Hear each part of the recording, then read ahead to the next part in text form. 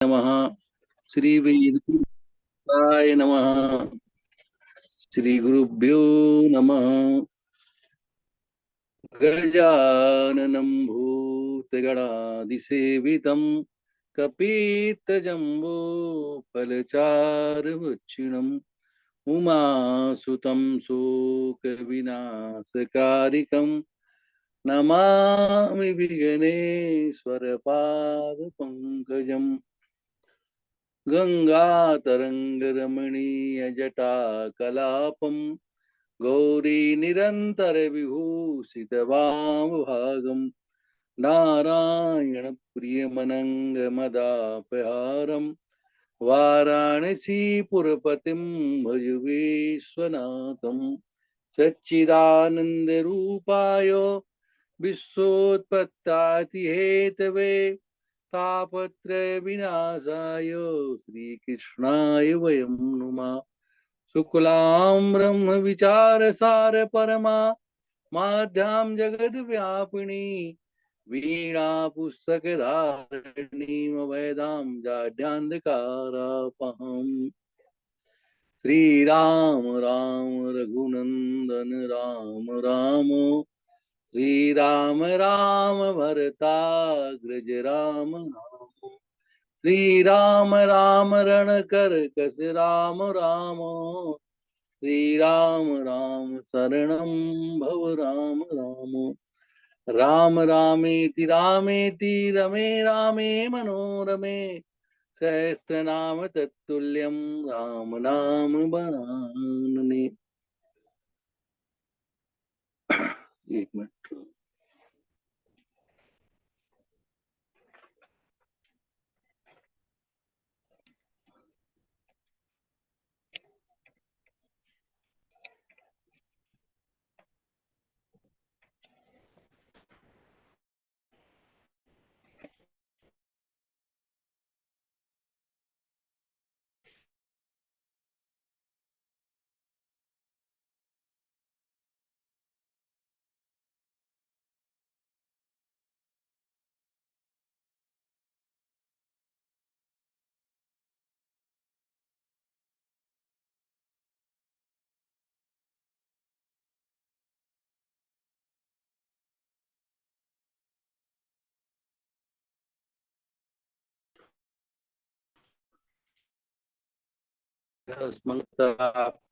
आदि अंत रहित सबके कारण श्री सांब सदाशिव भगवान के चरणों में कोटि सा नमन नतमस्तक बंधन एवं अभिनंदन। पराम्बा भगवती जगदीश्वरी शंकर शिव प्राण वल्लभा आदि जगत में व्याप्त रहने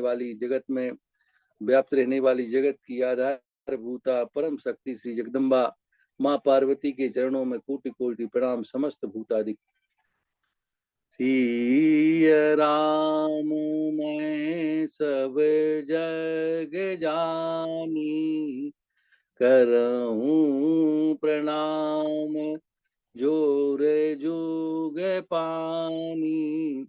समुपस्थित भगवत भक्त शिव कथानुरागी सज्जनों भक्तिमय मात शक्ति भगनी बांधवो भगवत चरण चंचरीक भगवत पादारविंद मकरंद रस विपासु शुद्ध जन भूई भावुक जन रसिक वृंद जन, हम सबका यह परम सौभाग्य है कि भगवान शंभु शिवाय की यह सुंदर कथाएं पर सम्मिलित होकर इस शिव कथा मंदाग्नि पर गोता लगाने का सो अवसर प्राप्त हुआ। जीवन में ऐसा क्षण बड़े ही पुण्य से मिलने वाला होता है।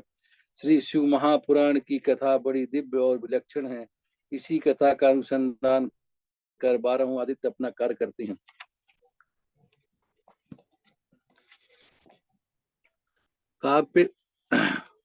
कापिल नगर में एक सोम यज्ञ नामक सोम यज्ञ कापिल नगर में एक सोम यज्ञ करने वाले कुल में उत्पन्न यज्ञ विशारद यज्ञदत्त नामक एक दीक्षित ब्राह्मण था। वह वेदांत का ज्ञाता प्रबुद्ध वेदांत आदि में दक्ष अनेक राजाओं से सम्मानित परम उदार और यशस्वी था। वह अग्निहोत्र और नित्य वह अग्निहोत्र आदि कर्मों में सदैव संलग्न रहने वाला वेदाध्ययन परायण रमणीक अंगों वाला था। आसीद गुणनिधि नाम दीक्षितस्य वै सुता। उसके एक पुत्र गुरुनिधि नाम का पुत्र था, जिसकी आयु उस समय 8 वर्ष की थी। उसका यज्ञोपवीत हो चुका था और वह भी बहुत सी विद्याएं जानता था, परंतु पिता के अनजान में वह दूत कर्म में प्रवृत्त हो गया। अपनी उसने अपनी माता के पास से बहुत सा धन लेकर जुआरियों को सौंप दिया और उनसे मित्रता कर ली। वह ब्राह्मण के लिए अपेक्षित आचार विचार से रहित संध्या स्नान आदि कर्मों में परांगमुख, वेद शास्त्र आदि का निंदक और देवताओं ब्राह्मणों का अपमान करने वाला हुआ। माता द्वारा प्रेरित करने पर भी वह कभी अपने पिता के पास नहीं जाता था। घर के अन्य कर्मों में व्यस्त वह दीक्षित ब्राह्मण जब जब अपनी दीक्षित पत्नी से पूछता कि हे कल्याणी, घर में मुझे पुत्र गुणनिधि नहीं दिखाई देता, वह क्या कर रहा है, तब तब वह यह कहती कि इस समय स्नान करके तथा देवताओं का पूजा करके घर से बाहर गया है, या अभी तक पढ़ रहा था, अब 2-3 मित्रों के साथ बाहर को गया है। इस प्रकार उस गुण निधि की एक पुत्रा माता सदैव दीक्षित को धोखा देती रही। वह दीक्षित ब्राह्मण पुत्र के कर्म और आचरण को कुछ नहीं जान पाता था। 16वें वर्ष में उसने उसके केशांत कर्म आदि सब संस्कार भी कर दिए। उसके पश्चात उस दीक्षित यज्ञदत्त ने गृह सूत्र में कहे गए विधान के अनुसार अपने पुत्र का पाणी ग्रहण संस्कार भी कर दिया। माता नित्य प्रति पुत्र को यह समझाती रहती थी कि तुम्हारे पिता वैसे तो बड़े महात्मा हैं, किंतु उनका क्रोध भी बड़ा विशाल है, इसलिए तुम अपनी बुरी आदतों को छोड़ दो, अन्यथा किसी दिन तुम्हारे पिता इस चरित्र को जानेंगे तो तुमको और मुझको दोनों को ही मारेंगे। परंतु माता के इस प्रकार समझाने पर भी उस पर कोई असर नहीं पड़ा था। एक दिन उसने पिता की अंगूठी चुराकर किसी जुआरी के हाथ में दे दी। देव योग से पिता ने उस अंगूठी को जुआरी के हाथ में देखा तो उससे पूछा। उसने कहा कि मैंने कोई तुम्हारी चोरी तो नहीं की है, किंतु तुम्हारे पुत्र ने लाकर अवश्य दिया है। मुझे अंगूठी ही नहीं बल्कि उसने और जुआरियों को भी बहुत सा धन लाकर दे दिया है। परंतु आश्चर्य है कि तुम जैसे पंडित भी अपने पुत्र के लक्षणों को न जान सके। यह सुनकर लज्जा के कारण दीक्षित का सर झुक गया। वह सिर झुकाए वस्त्र से अपना मुंह ढके हुए अपने घर गया और घर जाकर अपनी पत्नी से बोला, अरे धूर्त पत्नी, भला यह तो बता कि तेरा लाडला पुत्र कहाँ गया है। खैर वह कहीं भी गया हो, किंतु अब वह मेरी अंगूठी है, उसको ला कर दे। इस प्रकार जब ब्राह्मण क्रोध में बोला तो बड़ी सत्यवादिनी है, इसलिए तू जब जब भी मैं पूछता था कि पुत्र कहाँ है, तब तू मुझे अपनी बातों में बहला दिया करती थी। पत्नी से ऐसा बोलते हुए घर के अन्य चीजों को ढूंढने लगा, तब एक भी चीज न मिली, क्योंकि पुत्र ने उन सब को जुए में दे डाला था। तब सारा दोष अपनी पत्नी को जानकर उस दीक्षित ने हाथ में जल लेकर पुत्र और पत्नी दोनों को तिलांजलि दे दी। अनपत्युस्मितेनाहं दुष्टेन कुलदूषिणा उत्तिष्ठान पतस्त्वं तस्मै तस्मै दद्याम तिलांजलिम। तदंतर उस दीक्षित ब्राह्मण ने स्नान करके अपने नित्य क्रिया संपन्न करके उसी दिन अपना दूसरा विवाह कर लिया। इस घटना से वह दीक्षित पुत्र गुणनिधि घर छोड़कर अन्यत्र चला गया।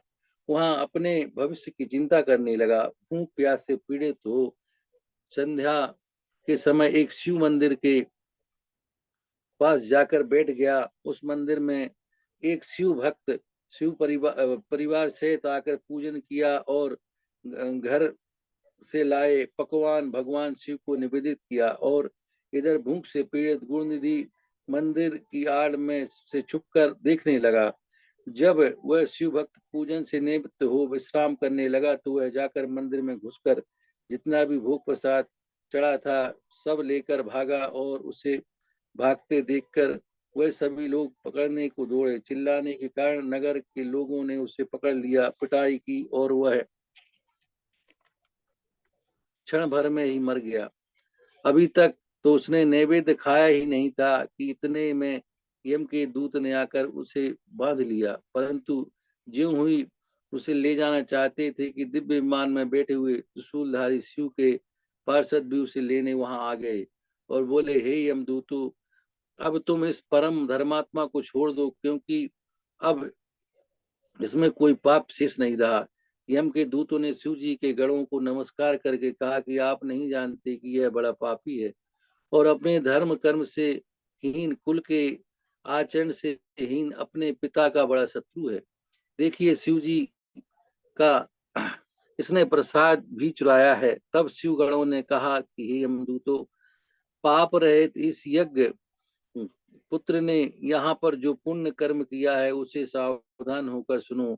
इसने शिवलिंग के शिखर पर पड़ रही दीपक की छाया को दूर किया और अपने उत्तरीय वस्त्र को फाड़कर उससे दीपक की वर्तिका बनाई और उससे उससे दीपक को पुनः जलाकर उस रात्रि में शिव के लिए प्रकाश किया। इसके अलावा शिव पूजा के प्रसंग में इसने शिव के नामों का श्रवण किया, स्वयं उनके नामों का उच्चारण भी किया। भक्तों के द्वारा विधिवत की जा रही पूजा को इसने उपवास रखकर बड़े ही मनोयोग से देखा है। यह आज ही शिवलोक हमारे साथ जाएगा, वहां शिव के अनुगामी बनेगा और उत्तम भोगों का उपभोग करेगा। फिर यह अपने पाप रूपी मैल को धोकर कलिंग देश का राजा बनेगा, क्योंकि यह श्रेष्ठ ब्राह्मण निश्चित ही शिव का प्रिय हो गया है। हे यमदूतों, अब तुम लोग जहां से आए हो वहां चले जाओ। यमदूतों ने जब इस वृतांत को धर्मराज से कहा तो उन्होंने अपने गणों से कहा, ये त्रिपुंड्राधरा लोके विभूत्या सितया गणा ते सर्वा परिहर्तव्या नाने तव्या कदाचन। जो इस संसार में श्वेत भस्म से त्रिपुंड धारण करते हैं उन सभी को छोड़ देना और यहाँ पर कभी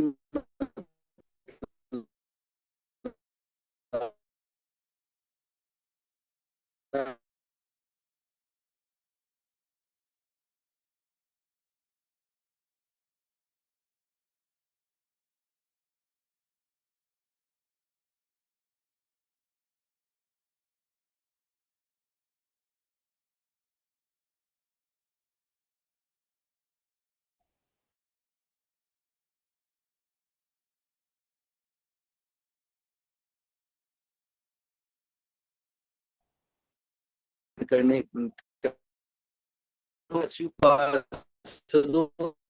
यमदूतों से उस ब्राह्मण को छुड़ाया।